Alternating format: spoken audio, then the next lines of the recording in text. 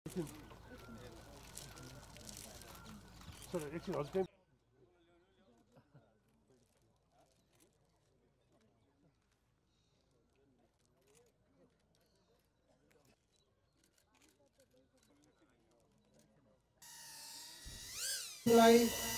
आजका खेलाडीहरू सम्पूर्णलाई स्वागत गरिदिनुको लागि अनुरोध गर्दछु। सबैजनालाई नमस्कार, शुभ प्रभात। आजको बिहानीमा तपाईँ सबैजना आउनुभएकोमा गुड मर्निङ टु एभ्रिबडी।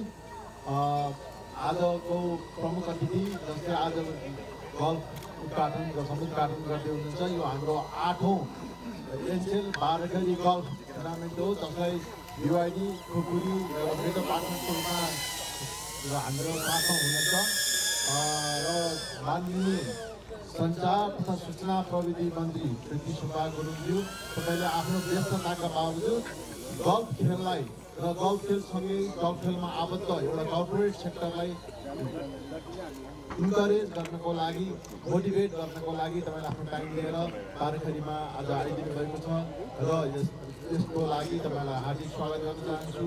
र सम्पूर्ण गल्फ खेलाडीहरू जसले बाह्रखरी गल्फलाई एउटा ठुलो इभेन्टको रूपमा तपाईँहरूले यसलाई लिनुभएको छ, तपाईँहरूले बनाइदिनु भएको छ, हाम्रो खेललाई ठुलो इभेन्ट बनाइदिनु भएको छ, तपाईँहरू सम्पूर्णलाई स्वागत गर्न चाहन्छु र हामी लङ टर्मसम्म सँगै यसरी नै जान सकौँ भन्दै सबै अरू सम्पूर्ण सहयोगी साथीहरू, सम्पूर्ण स्पोन्सर्सहरू सबैलाई हार्दिक धन्यवाद दिँदै I extend my thanks to Ansel and all other foreign guests for coming here and supporting us.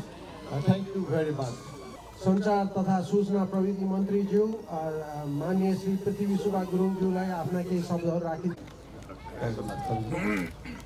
बाह्रखरी media प्रालिका अध्यक्ष प्रधानजी, सोनामजी, सबको उपस्थित साथीहरू र सबै खेलाडी साथीहरू र उपस्थित चाहिँ भद्र महिला सदन महानुभावहरू, सबभन्दा पहिला त म यो बाह्रखरी मिडिया प्रालीको आयोजनमा भइरहेको यो कार्यक्रमको प्रवर्तक सबैलाई पनि धन्यवाद दिन चाहन्छु। एनसेल होला, बिवाइडी लगायत सबै सङ्घ संस्थाहरूलाई। र यो बाह्रखरी मिडिया प्रालीसँग चाहिँ मेरो इमोसनल अट्याचमेन्ट चाहिँ धेरै क्षेत्र होला है। हामी कोभिडको महामारीमा थियौँ, उहाँहरूले चाहिँ मुस्ताङमा चाहिँ गर्ने भन्नुभयो यस्तै प्रोग्राम होइन, तर मुस्ताङमा सम्भव भएन। अनि पोखरामा चाहिँ पनि गर्ने कि नगर्ने कि नगर्ने दोधारमा चाहिँ के हो, पोखरा चाहिँ एकदमै सुस्ताइरहेको थियो, सबै कुरो बन्द थियो।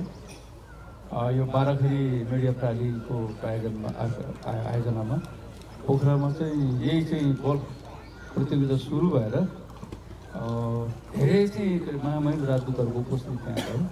त्यसले गर्दाखेरि पोखरा सेफ रहेछ भन्ने कुरा चाहिँ संसारभरि प्रचार भएर अब सुतिसकेको पोखरालाई चाहिँ फेरि पनि पर्यटन क्षेत्रमा चाहिँ जगाउने काम चाहिँ बाह्रखरी मिडिया प्रालीको यो चाहिँ प्रयत्नले भएको कुरा म सम्झिन्छु। त्यसरी म त्यतिखेर मुख्यमन्त्री थिएँ, त्यसै गरेर उहाँहरूसँग मेरो चाहिँ एकदमै त्यही बेलादेखि हाम्रो चाहिँ आत्मीय सम्बन्ध, इमोसनल चाहिँ एट्याचमेन्ट चाहिँ भएको। त्यसै गरेर आज पनि म यहाँ उपस्थित छु।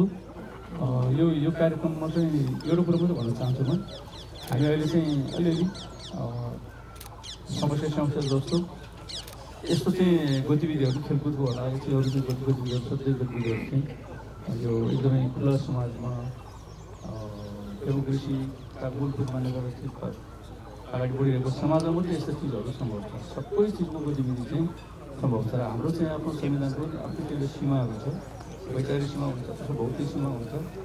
त्यो सबै सीमाले के भन्छ भने अतिवाद चाहिँ हाम्रो सीमाभित्र हामी त्यो सीमाभन्दा बाहिर जान दिँदैनौँ। हामी विभिन्न दललाई त्यसले दुर्सान गरेर राख्छौँ, जातीय दबावलाई हामीले दुर्सान गरिराखेका हुन्छौँ।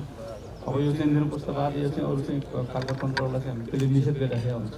त्यही चाहिँ ब्रोडर सेन्सभित्र चाहिँ हामी अहिले चाहिँ काम गरिराखेका हुनाले सबै त्यही प्रक्रियामा चाहिँ सहभागी हुनुलाई म अनुरोध गर्न चाहन्छु।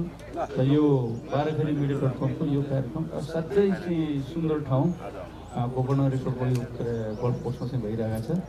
म चाहिँ हाम्रो गोकर्ण रिसोर्टको चाहिँ सोनमजी लगायतका सम्पूर्ण साथीहरूलाई धेरै धन्यवाद दिन चाहन्छु। आयोजक साथीहरूलाई धेरै धन्यवाद दिन चाहन्छु। यो कार्यक्रमको पूर्ण सफलताको शुभकामना दिएर म यो भन्न चाहन्छु। धन्यवाद। माननीय मन्त्रीज्यूलाई गल्फको सहायकमा यो प्रतियोगिताको समुद्घाटन गरिदिनुको लागि अनुरोध गर्दछु। कतिवटा चाहिँ